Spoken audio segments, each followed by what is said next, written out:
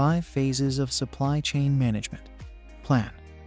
This phase involves creating a strategic plan for the supply chain, including forecasting customer demand, setting goals and objectives, and developing strategies to achieve them.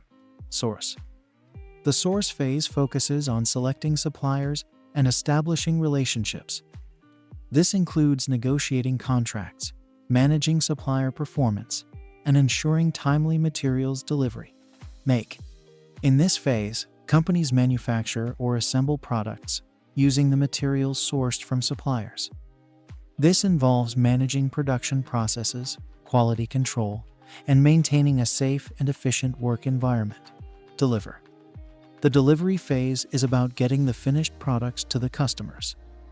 This includes transportation management, inventory management, and order fulfillment.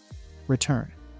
Inevitably, there will be occasions where products need to be returned due to defects or other issues.